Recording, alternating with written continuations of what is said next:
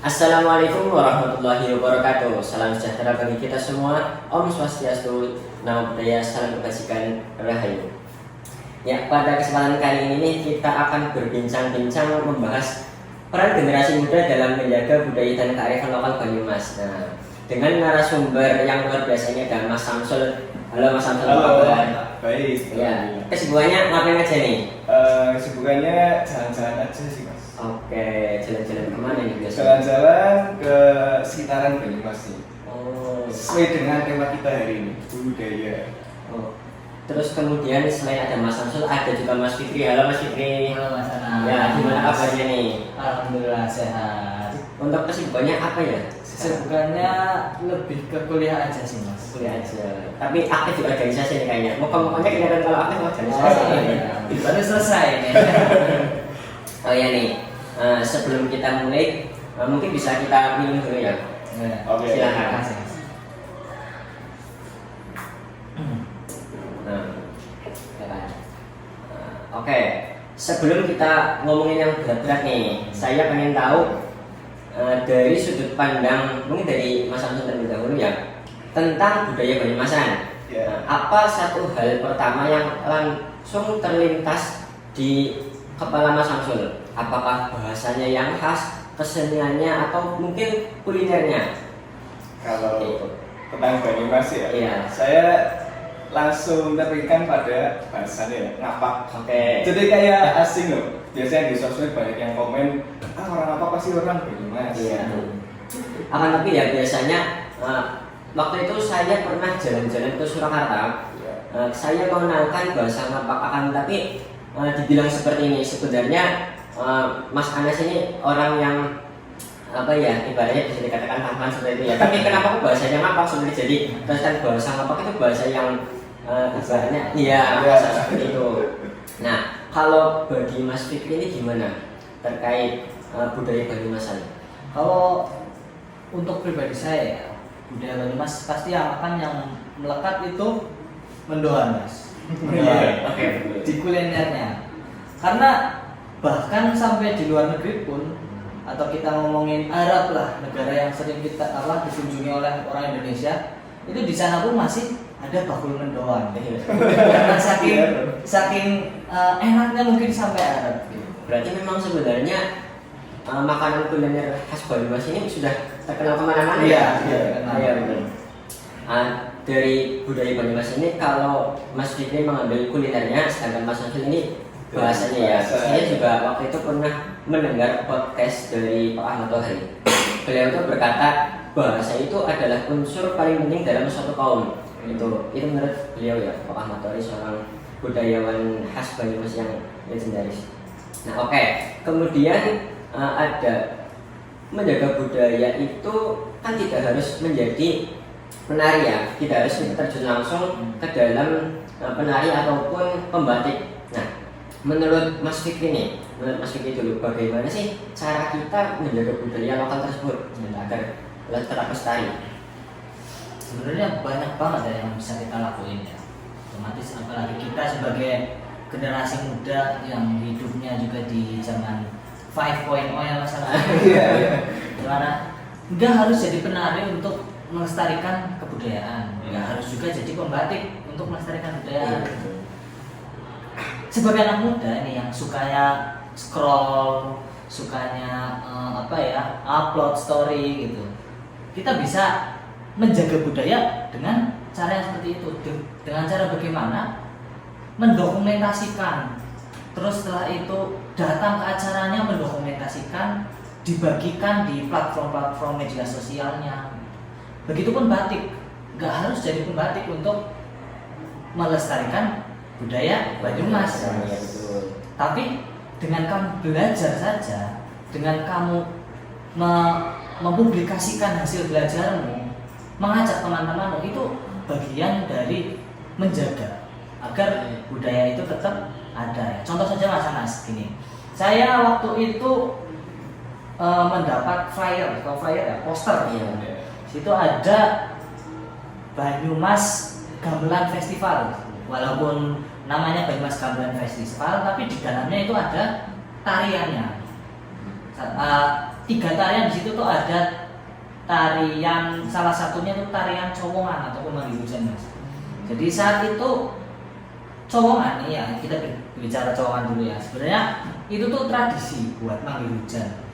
Pakai media kalau kita bisa sebut jelangkung-jelangkungan gitu lah. Pakai kelapa, terus pakai serabutnya gitu. Itu aslinya memang ritual mistis, tapi dibungkus menggunakan tarian-tarian. Nah, setelah itu diaplikasikan dengan estetika modern. Nah, jadi anak-anak muda itu pada datang menonton. Nah, kemudian itu paling minimal banget itu memfoto dan diupload ke Instagram.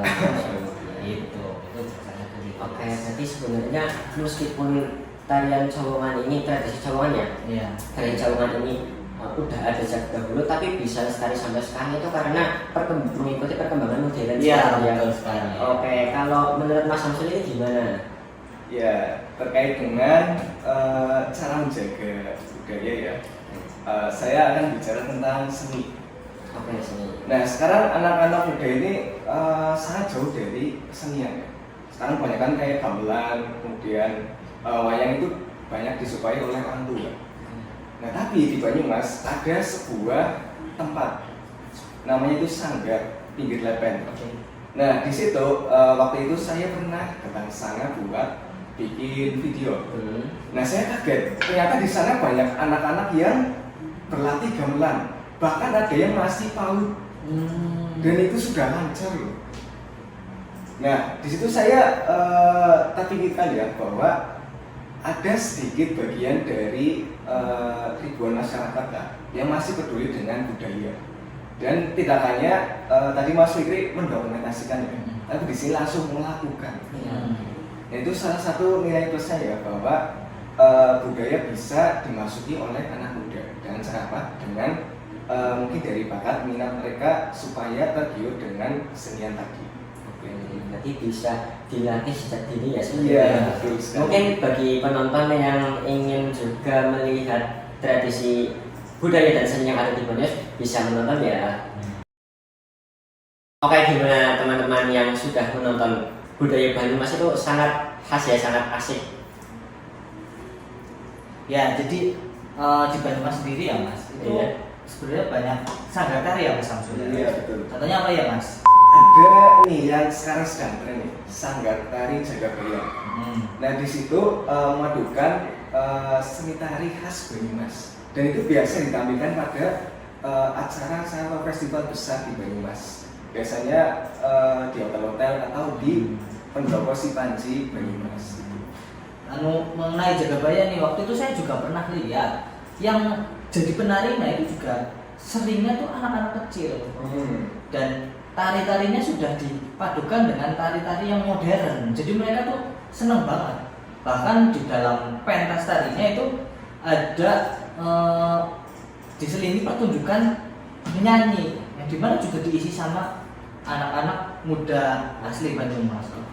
Nah, kalau ngomong tari juga di fakultas kita kebetulan teman-teman itu ada salah satu yang mengikuti kegiatan magang di salah satu batik ya. Kalau tadi kan kita menjaga kesenian, menjaga tari, batik pun kita jaga di sini bareng-bareng. Jadi ada teman-teman kebetulan teman kelas kita itu mengadakan magang selama 6 bulan di salah satu perusahaan batik ya mas. Namanya apa ya mas? Namanya Batik Raja Sanas Cilacap. Oh iya itu. Katanya itu sudah melayani ekspor luar negeri gitu. Nanti teman-teman bisa dilihat di Google atau di pencarian yang lain. Ternyata sangat menarik ya mas ya. Iya. Jadi banyak sekali unsur atau elemen-elemen yang mendukung dalam melestarikan budaya Banyumas tersebut ya. Salah satunya ada pemerintahannya tadi seperti Mas Abdul yang bilang dipentaskan dalam di tempat seperti Pendopo Sipanji ya gitu. Oke, kemudian sekarang ngomongin bisnis nih. Jadi terkait bisnis lokal yang berbasis budaya, mungkin seperti di Purwokerto sendiri sudah lagi ramai terkait kedai-kedai kopi minuman.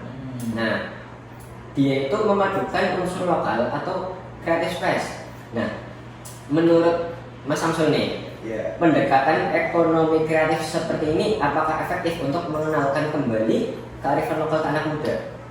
Ya, biasanya anak muda itu ngakunya suka yang culture.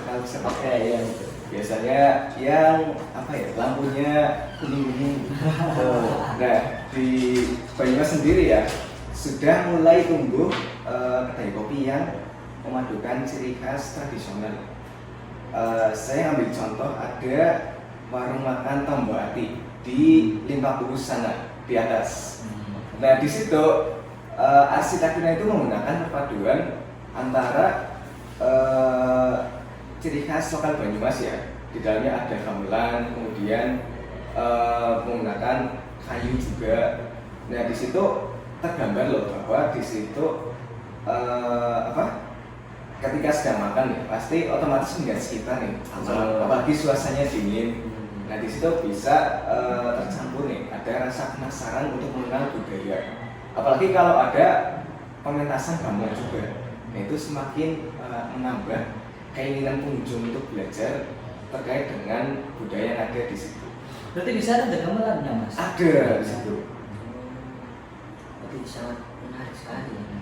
Kalau menurut Mas Fikri sendiri gimana? Kalau menurut saya itu ada salah satu, sebenarnya perlu teman-teman tahu ya, Purwokerto itu banyak banget kafe. Jadi kalian silahkan datang ke Purwokerto, datang ke Banyumas, di situ banyak banget kafe. Nah, salah satunya yang bernuansa tradisional itu sering banget kita pakai buat nongkrong, namanya Omah Tani, teman-teman. Ini bukan endorse atau bukan apa ya. Ini benar-benar karena di sana ya sesuai dengan namanya Omah Tani ya. Dalam bahasa Indonesia ya rumahnya petani gitu. Di sana benar-benar menggunakan gaya arsitektur Jawa kuno, Jawa Banyumas, yang dimana semua perlengkapannya seringnya menggunakan kayu. Di sana juga terdapat joglo untuk ya ngopi lah. Terus di sampingnya itu di kanan kirinya ada sawah gitu. Bahkan dari menu-menunya pun Banyumas banget. Kayak misal nasi iwak kali ya, iwak kali tahu kan? Nasi dengan ikan sungai. Terus juga ada mendoan tadi yang saya sudah sempat mention. Terus di sana juga minumannya, kemarin teman saya pesen kopi, tapi kopinya itu menggunakan bambu, Mas, bukan gelas. Jadi dari arsitekturnya, dari vibe-nya, dari lokasinya, sampai dari makanannya yang khas Banyumas itu membawa kita anak-anak muda untuk merasa sebenarnya budaya itu perlu kita pertahankan. Kita ngopi aja ada budaya-budayanya gitu. Jadi begitu kalau di Banyumas. Oke, saya sangat tertarik ke itu ya, tadi warung makan Omah Tani ya. Karena saya ini pendatang, meskipun bukan dari Banyumas, saya dari tetangga ya, dari Cilacap, dari Kandang Makmum. Mungkin setelah ini bisa ajak saya buat ke Omah Tani ya. Iya, Mas. Oke, selanjutnya kita berbicara terkait sesama anak muda nih, Mas Samsul dan Mas Fikri. Kalau Mas Samsul dan Mas Fikri ini diberikan ruang dan fasilitas penuh untuk membuat suatu gerakan demi melestarikan budaya Banyumas Anda, gerakan seperti apa yang ingin Mas Fikri dan Mas Samsul bikin? Mungkin bisa dari Mas Fikri dulu. Kalau saya ya, yang pertama mungkin karena saya suka videografi dan fotografi, saya bakal mengajak teman-teman yang suka budaya boleh, atau yang tidak suka budaya juga tidak apa-apa untuk datang ke festival-festival budaya yang diadakan oleh pemerintah ataupun diadakan oleh sanggar atau diadakan oleh satu institusi. Nah, di sana kita mungkin bakal ngefoto, terus kita setelah hasil foto dan videonya kita masukkan ke dalam platform media sosial begitu. Selain itu kan bisa digunakan promosi ya, misalnya untuk media sosial. Selain itu mungkin mendorong banyak tempat tongkrongan atau tempat-tempat kafe yang memang bertema seperti tadi Mas Samsul sudah sebutkan warung makan Tombati. Terus tadi seperti Omah Tani gitu. Tapi yang lebih dibanyumaskan lagi, misalnya di dalam tempat tongkrongan itu musiknya yang diputar ya musik khas Banyumas, musik calungan gitu. Terus selain rumah makan atau tempat-tempat ngopi itu mungkin lebih sering mengkaji budaya-budaya yang ada. Dan kemudian sebagai seorang akademisi kita akulturasikan tuh budaya-budaya yang ada dengan tren-tren atau dengan apa ya yang bahasanya bisa Gen Z banget lah atau Gen Alpha banget untuk di rebranding dan ditampilkan yang sesuai pada zamannya. Contoh kayak Colongan tadi. Nah aslinya itu kan ritual memanggil dewa ya hujan. Tapi oleh Mbah Tito Colongsewu itu sebagai seorang prakteksinya beliau merubah dengan adanya sajak-sajak puitis, kemudian ada drama teatrikalnya, terus dipadu dengan penerangan lampu dan asap-asapnya. Itu kan Gen Z kan suka gitu, bisa buat bahan story lah menurut Mas Abdul. Oh iya. Jadi yang tadinya seperti Colongan ini yang terkesan horor ya, memanggil hujan itu kan terkesan horor, lagi berharap kepada dewa ya, itu terkesan horor, akan tapi dibikin sedemikian rupa sehingga bisa menarik mahasiswa ataupun kalangan muda ya, jadi bisa lestari sampai saat ini ya. Oke, kalau Mas Samsul ini gimana? Oke, tadi Mas Vicky lebih suka mengabadikan momen itu. Kalau saya lebih suka menikmati momennya. Oke. Jadi sesuai dengan hobi saya, suka jalan-jalan. Kadang saya kunjungan ke tempat sejarah, tempat budaya kayak tadi di gamelan gitu. Jadi di situ saya ingin ada sebuah komunitas ya yang mengajak khususnya warga lokal ya. Tidak hanya mahasiswa atau akademisi, tapi semuanya diajak. Nah di sana bisa dikenalkan, misalnya tadi ada gamelan, bisa diajarkan atau bisa berdiskusi di tempat secara langsung. Jadinya ada rasa semangat ingin belajar lebih dalam tentang kesenian atau tradisi yang ada di Banyumas. Nah jangan lupa untuk branding ya. Tadi Mas Fikri menggunakan branding sosial media. Mungkin bisa ditambahkan lagi branding digunakan dalam kehidupan kita sehari-hari. Misal kayak gelas ini nih, ada elemen batiknya. Jadi ada rasa bangga. Batik kita digunakan sebagai apa ya? Hiasan dalam kehidupan sehari-hari. Jadi nggak jauh dari kehidupan kita. Jadi budaya Banyumas tidak asing lah, tapi harus digunakan dalam kehidupan sehari-hari. Oke, seperti itu Mas Abdul. Kalau menurut Mas Fikri ini dengan cara mendokumentasikan ya, sedangkan menurut Mas Samsul ini menggabungkan semua elemen baik dari kaum masyarakat ataupun mahasiswa, pemuda-pemudi untuk melestarikan suatu budaya tersebut, seperti itu ya. Oke, selanjutnya ini terakhir nih. Apa pesan atau closing statement dari Mas Samsul dulu nih untuk seluruh anak muda di Banyumas khususnya sedang mendengarkan podcast ini, seperti itu. Ya, terkait dengan budaya ya, untuk anak-anak muda khususnya jangan termakan atau mengikuti tren sosial media, biasanya TikTok. Justru ketika kita menggunakan apa yang kita miliki, nah, budaya Banyumasan nih, justru itu merepresentasikan bahwa kita berhasil menjadi orang Banyumas. Bisa menggunakan batik, melestarikan tradisi yang ada, bermain gamelan, justru itu kita berhasil sebagai orang Banyumas asli. Jadi tidak ada alasan ya bahwa menggunakan tradisi atau budaya maupun bahasa Banyumasan itu menggambarkan kita lebih rendah dari orang lain, tapi justru menjadi branding kita sendiri. Kalau Mas Fikri? Kalau menurut saya ya, kalau melihat kondisi anak-anak muda Banyumas sekarang itu, teman-teman merasa banggalah dan kerenlah berbudaya Banyumas. Enggak cuman misal nih Mas, jangan bangga kalau misal ngedance dan diupload itu dance-dance-nya Korea. Tapi merasa banggalah saat kamu bermain tari khas Banyumas, bermain kentongan atau bermain calung gitu. Dan merasa berbanggalah karena bahasa ngapak itu sudah mulai dikenalkan gitu loh. Semua orang sudah tahu ngapak ya. Apalagi tadi Mas Samsul sudah menyinggung, di komen banyak banget yang tidak membahas ngapak gitu karena dialektikanya lucu ya. Jadi merasa banggalah karena budaya-budaya itulah yang menjadi jati diri kita. Kalau bukan kita yang menjaga, siapa lagi? Oke. Berarti mungkin cukup sekian ya podcast untuk kali ini. Untuk teman-teman penonton, jangan sekali-kali melupakan sejarah, budaya, dan seni kita, karena itu adalah menunjukkan jati diri kita. Sekian dari kami. Wassalamualaikum warahmatullahi wabarakatuh.